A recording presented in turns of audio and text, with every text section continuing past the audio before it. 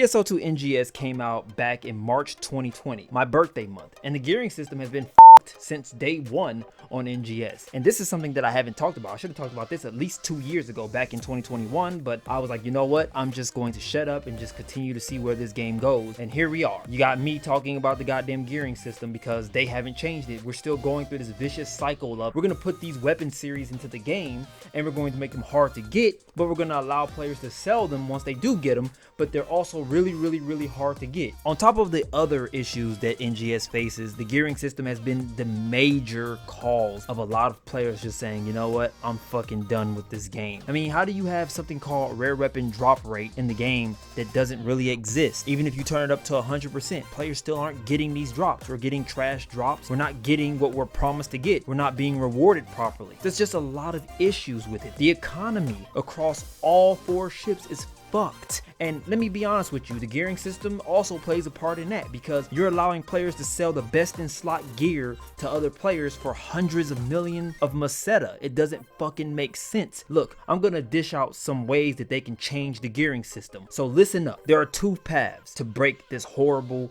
gearing cycle that we've been in for about 3 years. The first path is giving us a blueprint weapon or a craftable weapon that we make for our specific classes. This weapon would basically be our class's weapons that we can enhance from 9-star to 10-star, from 10-star to 11-star and beyond. We'll be able to put any type of potentials on it, any type of fixes on it, any type of augments on it, max level it to whatever the max level weapons are right now, and so on and so forth. This weapon would basically be our weapon that we can grind for mats for and basically enhance it. That would be the first path. The second path is continue where we are now, but make it so that players cannot sell best in slot gear. Lock it all behind not being able to sell to other players, meaning you have to go out there and grind your ass off, continue doing repeated content until you finally get the weapon for your class. That'll break the cycle right then and there. We wouldn't see too many people like standing around in Alio. If they want best in slot, they would have to go do content